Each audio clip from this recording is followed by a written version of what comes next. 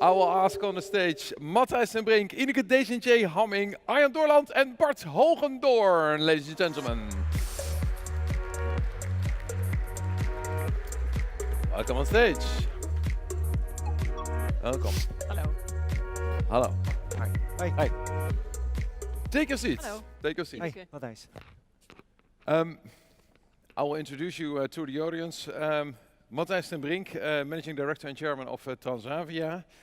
Bart Hogendoorn, former HP and now CEO of Vamed.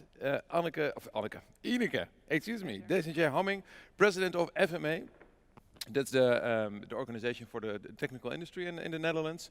And also Chairman of Smart Industry and Supervisory Board Member of ANWB. And that's interesting because one of our nominees of the CEO of the Year is from ANWB. And finally we have Bart Hogendoorn, Supervisory Memory Board of ABN AMRO and former Shell. And I'm not going to do this alone because my co-host this session will be Peter Korsten. He is a IBM think tank leader and he did a very interesting study. Ladies and gentlemen, Peter Korsten. Peter, I introduced you as an IBM think tank leader. You did an interesting study, and before we start with our panel, it's maybe a good idea that you show us some results. Your the IBM C-suite study, you're busy for almost 10-15 years now by redefining the boundaries. That's about the people on C-level, what they are about to do. Actually, I don't have to say anything anymore. Thank you for the summary. So yes, every year, for about 12 years now, we go out in the market and rather than come up with own ideas, we talk with CEOs, CIOs, CFOs, CMOs, CHROs and COOs to find out what is going on in their minds. What are they deciding about? How do they look at the future? It gives us a perspective. We typically take a perspective of 3 to 5 years out, so that's a decision horizon that most managers face. And we also try to spot some trends. You can always find it at the IBM Institute for Business Value. And actually, we start a new cycle January 1st. So if you are interested, just contact somebody from IBM. We will interview you, and you get a personalized, complete, deep insight into how you perform against peers in your industry, in your profession, and in your region. Okay. With that, let me share the latest research, which is about boundaries, because we discovered some interesting things. As I said, this time, and we keep growing, we see more and more people willing to join our interviews. And these are all face-to-face. So this is not a survey that you fill in online. It's really done in a very close contact session. And as you can see, pretty massive numbers, hundreds and hundreds in each of the various roles. Also from all over the world. That's another unique aspect. Much of the research is often geographically constrained. You see a lot of research done in the US or done in Europe, much less so in Africa, in South America, and in emerging markets like India or China. We really cover the world and therefore have a unique perspective on what's all happening. So one of the questions we always ask, and we change these questions actually, are what do you see as the upcoming trends?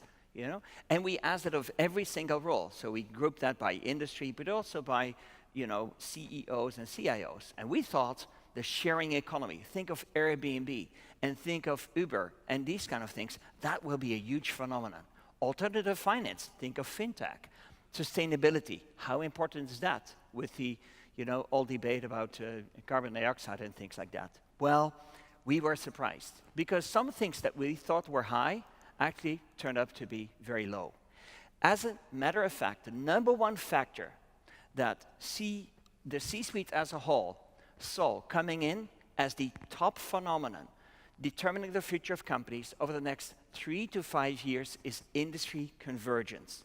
That is, people competing across industries. And we see many examples. If you see how the telephony industry is massively changing, where the value is added over the network, not through the network. And there are many, many more of those examples. More interesting even is, not only did CEOs say so, but also CFOs, Chief Human Resource Officers, Chief Information Officers, Chief Marketing Officers, and Chief Operating Officers, each in their own profession, chose industry convergence to be the top factor. So that's top of mind. With that, let's look at our panel here and see if they recognize it, and if they recognize it, what they are doing about it. And it comes to both ways. It comes at you, you're being competed from other industries, but it also is an opportunity for you to compete in different industries. I'd like to open with that. What's an industry that you are currently already attacking, or if you're willing to share that, planning to attack going forward? Okay. Can we start with Transavia? That's maybe the most interesting industry to start with. Okay, I certainly recognize the outcome. In our case, industry convergence is a bit how you define the industry. Is it the travel industry or the airline industry? And I think there we tend to be a bit different, because the airline industry is probably the most conservative industry in the world, while the travel industry is probably one of the most advanced. Whereas in the middle, which poses some kind of challenges, how you organize yourselves in that respect. On one hand, you have to be highly innovative and look at all these things. And on the other hand, you have to make sure you have a safe operation with all the compliance that comes to it.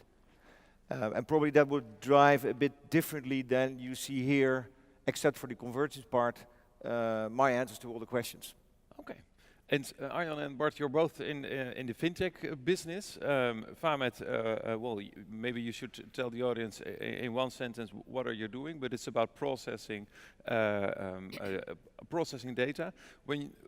If you were asked by IBM to fill in the C-suite survey, would you have answered the same? Like industry convergence is the most is top of your mind right now?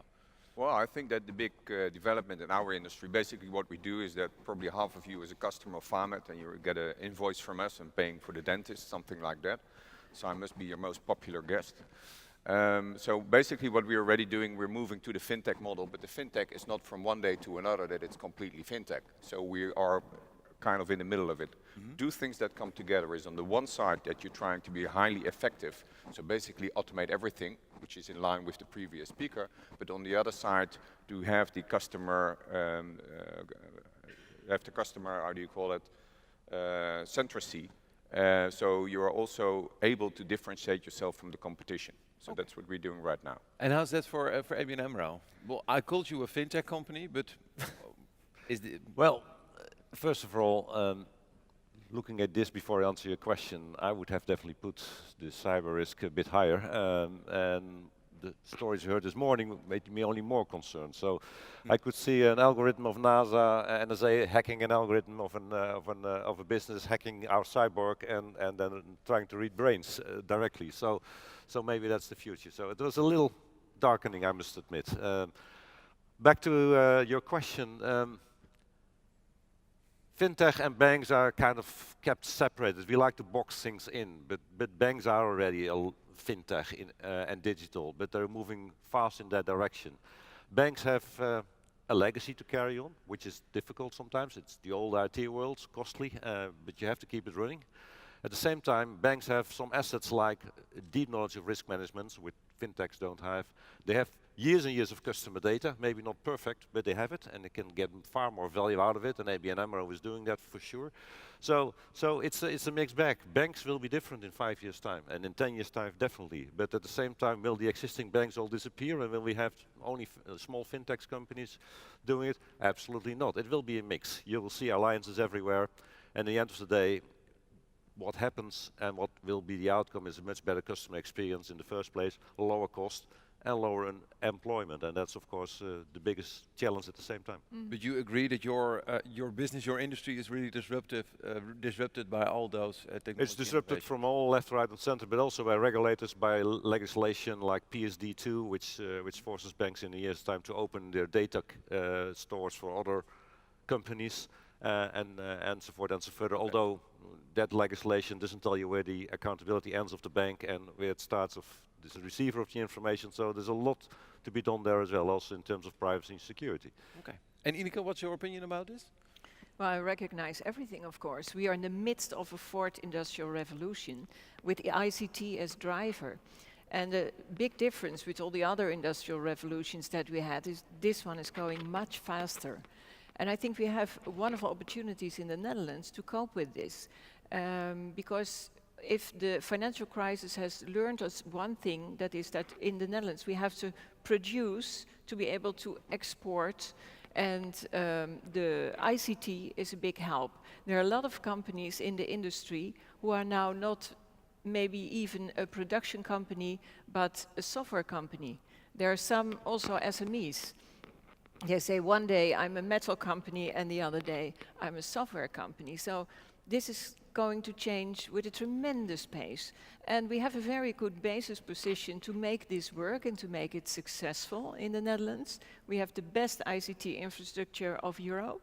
We have in our DNA the character of the competence of working together, which is also very important. And we were also used to working in niche markets, not the mass production like in Germany, but the niche markets. And that is what the market is asking: customized products, customized production. And those niche markets, that's where we're very good at. Yes. And that's where we can make a lot of profit out of it. ICT will make the difference, and we are front runner now in Europe. It's not going on its own. We have to do a lot about it. But I think I recognize this, and I think we can make our economy grow with this.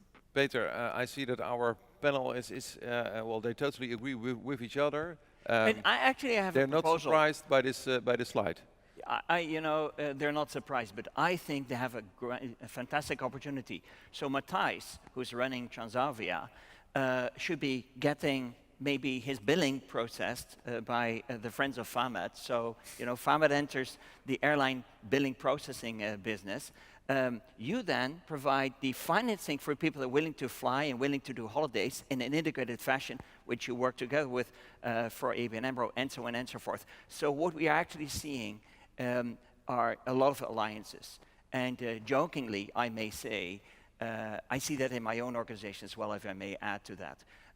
Many of you know, in 1981, that's ages ago, IBM defined what is commonly known as the PC standard. And there was another standard for computers. We all know it. It's Apple. And for about 20, 25 years, we were fighting, tooth to nail, hard. And so some of you may know the new definition of IBM, I buy Mac. Because that's really what's happened. 400,000 people in IBM are all moving onto the Mac platform. That was unimaginable even 5 years ago.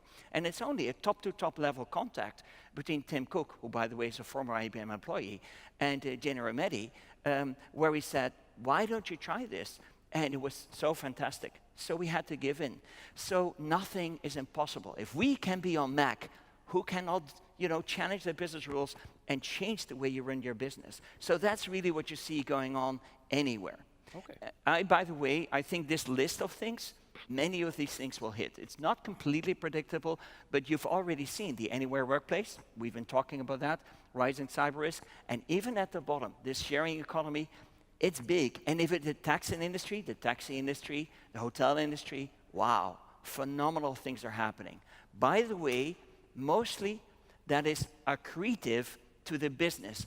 So Uber has not taken away business from the taxi business in New York. There are as many taxis now as there were before. There are more people making use of these kind of transport services, taking away private driving and having more comfort at a very competitive price. Okay. So often you grow the market rather than replace the market. Same is happening with Airbnb. More people are traveling, hotels are still equally full. There's an adoption period, and then you see a market growing. Okay, Peter, I would like to talk about the role of the CIO, because that's what we're here for today. Yeah. And when you see, also in your study, that the convergence, that all those disruptive parties, like you mentioned before, plus that technology-driven is basically in the minds of everyone in the C-suite, everyone here on stage, everyone outside.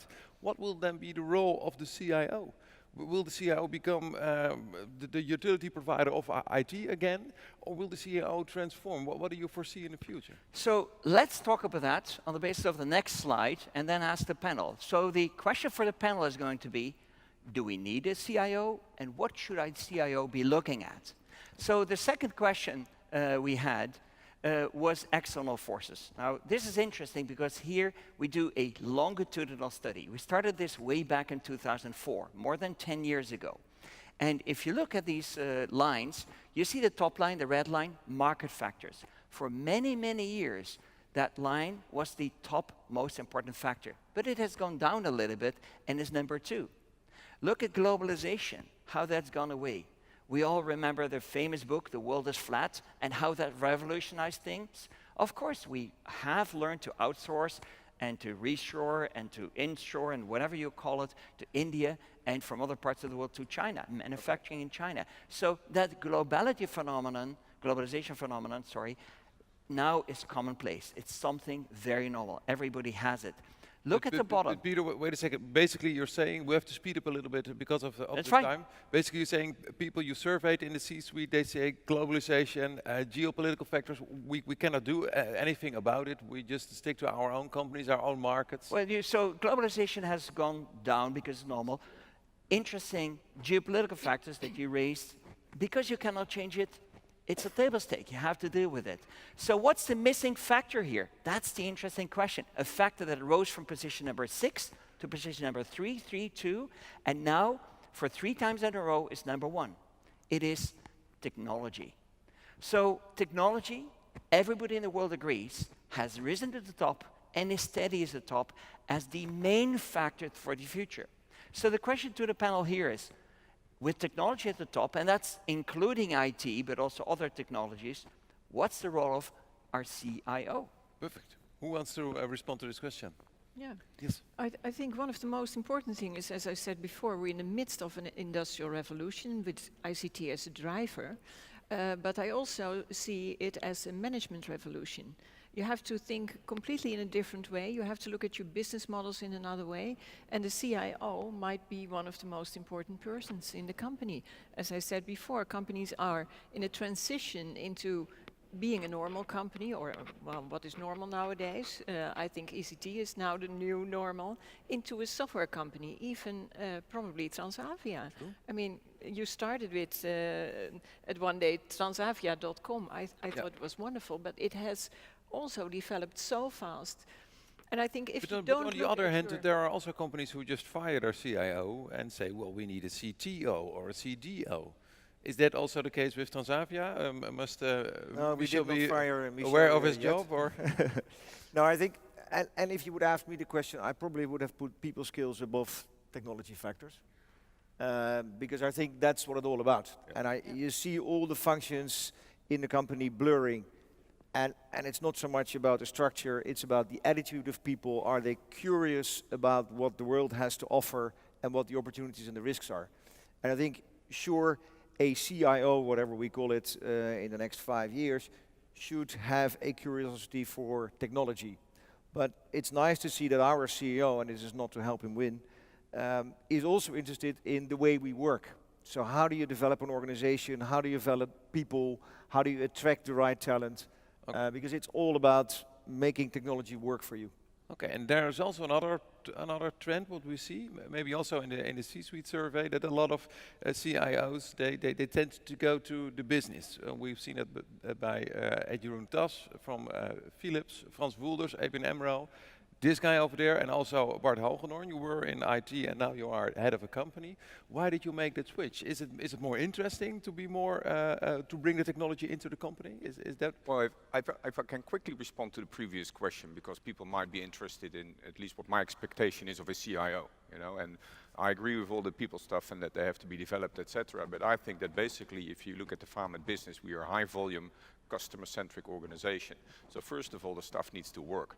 You know, it's nice to have a vision, but if your environment doesn't work, you know, then the vision is basically useless. The second thing is that the CIO, the ideal CIO, Superman's cousin, you know, he needs to understand the business, because otherwise he can't translate technology trends into what the business needs. And thirdly, he needs to have a vision. In our case, he needs to have the vision to make sure that we really move into a fintech kind of organization, you know, instead of, you know, just staying behind with the old, more traditional stuff. And for doing so, lots of the elements need to be outsourced, because that's the positive trend. But now I forgot your question, maybe that's for Jeroen.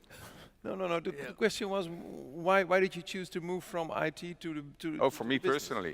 For me. Well, I've never been a CIO, so I don't want to insult all the people here. You know, I've been in the IT industry, but I've never been a CIO. For me personally, the reason was that I just wanted to do something completely different, and that's what I got.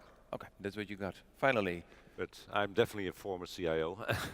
And well, the move, now let's first answer the other question. So years ago, I think someone from Gartner told me that the e-commerce manager would get me out of business somewhere a decade ago or so, and then it was the chief marketing officer, the digital marketing officer, and now it's the chief digital officer. This debate around the role of the CIO is constantly there. And so CIOs have to adopt. The key characteristic for me of a good CIO is someone who understands technology, but maybe even better understands the business, can marry the two in terms of opportunities, and has, as you rightly say, the right people skills. Someone needs to orchestrate this throughout the enterprise. And CIOs are well set up to do that, because they are literally in all the business lines and the functions, and from finance to HR to production to logistics to whatever it is. So the role of the CEO is changing, but a CEO who doesn't understand the business and cannot translate all the technology factors in a business opportunity, who cannot just attract and develop talent to make it all happen, will not be successful. okay. Now, why did I move? Well, it's Yes. more natural move when you age a little bit further. At a certain point, you have seen it, and you were just moving towards more independence and taking a little bit more distance than the day-to-day kind of work a CEO has to do as well. Keep the show running at the same time, develop the new business and digitize everything. So for me it was a step next towards, let's not call it retirement, let's just call it a role where you are more advisory and less in the front line. I understand. It's time to wrap up. I will give you the last word, and then we will finish this round. Ineke. Well, when I look at this picture, there's one thing I don't understand really, because I think one of the threats of our growth and our development of the companies is digital skills, lack of digital skills, mismatch on the labor market.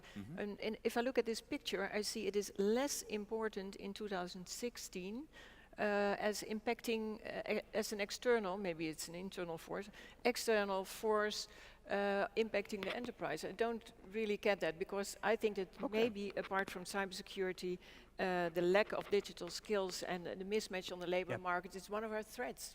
So one word on that. You can read, of course, much more in our report. And by the way, one entity that also reads our report is, of course, Watson. So we mine all the data.